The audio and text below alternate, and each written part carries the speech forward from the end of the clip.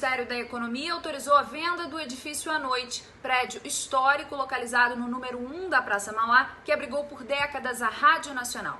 Projetado pelo mesmo arquiteto responsável pelos desenhos do Copacabana Palace e do Hotel Glória, a edificação era a mais alta da América Latina na época da inauguração, em 1929, e levou o nome do extinto jornal à Noite, que ocupava o espaço. O imóvel passou a ser de propriedade da União em 1940, devido a dívidas da Companhia Estrada de Ferro São Paulo-Rio Grande. O que esse edifício, esse prédio, significa para a urbanização da cidade do Rio de Janeiro, que na época da construção era a capital federal, professor? Esse edifício é um ícone da cidade. Não só porque ele é o primeiro arranha-céu, como chamavam na época, da cidade e da América Latina, que é mais importante ainda, ele se envolve no processo de modificação estética da cidade, a partir da incorporação da Art Deco. Ele se envolve de alguma maneira, que tem uma relação de conexão com o Plano H, que é o segundo grande plano de reformulação urbana da cidade. E, evidentemente, está num lugar que tem uma referência, né, de memória da cidade extremamente importante, que é a Praça Mauá, embora hoje ela esteja marcada por um processo de submissão do próprio nome dela. Para você ter uma ideia, a estação do VLT chama Parada dos Museus. Ali é a Praça Mauá. Não tem que ter. O diálogo com a cidade tem que ser feito, mas parece que as autoridades da prefeitura não entendem que esse diálogo tenha que existir.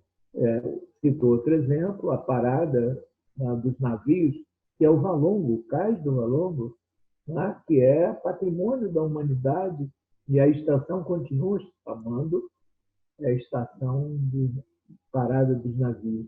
Então, esses problemas mostram como a gente está perdendo memória. E a venda do edifício à noite, dependendo do projeto que for proposto para ele, também pode desagregar mais coisas daquilo que é a memória da cidade. Talvez a perspectiva da Praça Mauá seja a perspectiva mais interessante para se olhar a Avenida Rio Branco, antiga Avenida Central.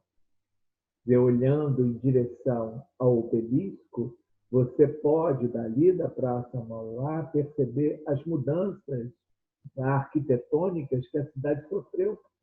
Você tem uma perspectiva desde aquele monstro, que é o RB1, chamado de pós-moderno, que acho que não tem nada a ver com isso, até os edifícios Art Deco, né, que estão próximos do edifício à noite e que comandam a importância daquele lado da Avenida Rio Branco, no sentido da relação com o porto. Do outro lado, a gente tem uma relação com a cultura.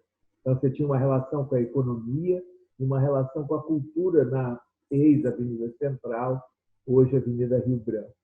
Então, o que está em jogo com a venda dele é a memória da cidade. Eu não tenho dúvida nenhuma que, dependendo do projeto que for licitado, ele pode ganhar uma dimensão completamente tapafúrdia de colarem na fachada elementos que não têm nada a ver com ele, como fizeram na época da Olimpíada, de passarem lá aquelas figurações que passavam nos edifícios, passavam no Copacabana Palace. Projeções, né? Aquelas projeções que eram horrorosas, no caso de lá. Não tinha nada a ver com nada, nada a ver com o lugar, nada a ver com o projeto do próprio prédio, né? A outra Agora, coisa... Fala, querido. Pois não, por favor. Não, a outra coisa interessante é que o Joseph Guiri é não só autor do Edifício à Noite, mas também do Copacabana Palace. Não é? E do Hotel Glória também, do Hotel né? Glória, de várias obras no Rio de Janeiro, né? Mostrando a importância também de uma memória arquitetônica lá na cidade do Rio de Janeiro.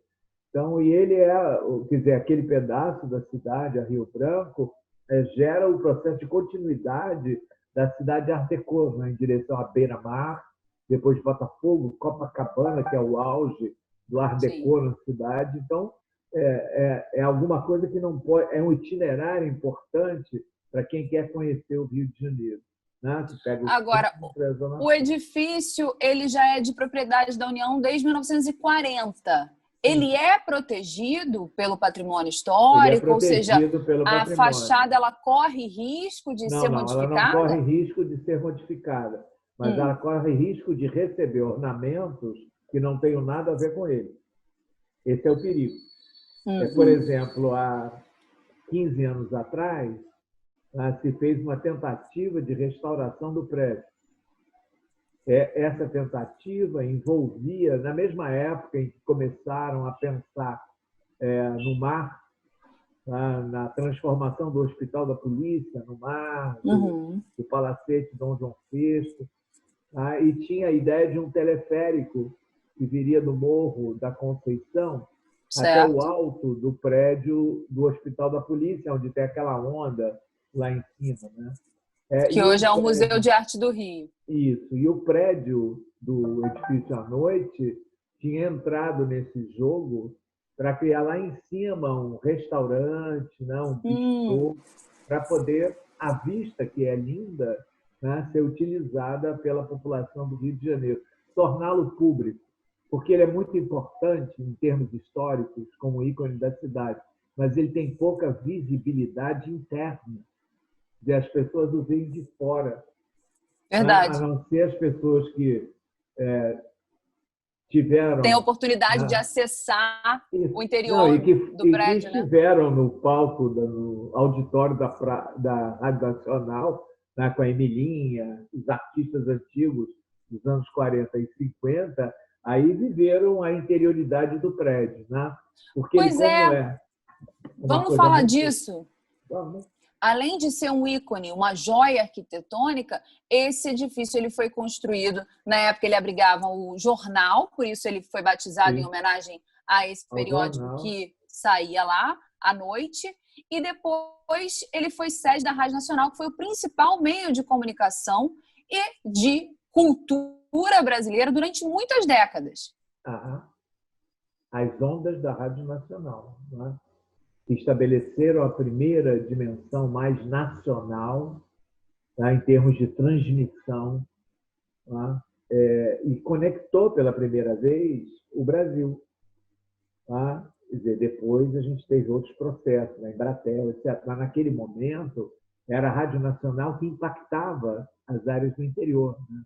Que impactava essas regiões e que servia, né, de referência para processos de modernização, seja pela via da linguagem, seja pela via das realizações que ela mostrava, no sentido do áudio, que existiu na cidade do Rio de Janeiro. Então, esse aí, pelos estilos de música, né, os confrontos, a Rádio Nacional foi mais importante pela possibilidade de ser referência comparativa, né? De você, no meio do sertão, ouvir a Rádio Nacional e perceber a diferença, né? E isso era importante. Além, evidentemente, dos incentivos, né, de propaganda, tanto do Estado como outro tipo de propaganda privada, incentivo à leitura, incentivo à educação, etc. E isso é muito importante para a gente considerar esses aspectos, né, do prédio que contém esses elementos. É um lugar de memória, né? Ou de memórias, muitas. Muitas, infinitas. E quais são as hipóteses, né? O que pode mudar, o que pode se perder diante da venda dessa edificação? Eu acho, prioritariamente, ali o que se perde é a memória da Rádio Nacional. Quer dizer, o mais importante ali como referência, tá, até porque está conectada com o próprio prédio, é a ideia da Rádio Nacional. Tá? Eu acho que o cuidado é no sentido de preservar determinados elementos internos, portaria, todos aqueles que marcam a dimensão do prédio. É lógico que no interior dele, dependendo de quem ganhar a licitação, ou dos que ganharem as licitações, eles vão acomodar aquilo às suas expectativas ou seus objetivos, né? seja uma empresa, seja uma área cultural, certo? A preferência é que o prédio se transformasse numa referência cultural, mas é um prédio muito grande, né? 22 andares. Imenso. Então, é muito difícil, né, que você tenha uma unidade naquele prédio em termos da possibilidade de licitação. Então, a preservação das áreas de entrada e de saída e a preservação da fachada são centrais nesse processo de desenvolvimento, desse processo de venda, né? E também do acervo, do auditório, da plateia, Isso tudo que está palco. dentro. O auditório é fundamental, porque é uma memória importante da cidade. Tá ótimo, professor. Muito obrigada pela entrevista. Até uma próxima oportunidade. Até a próxima oportunidade.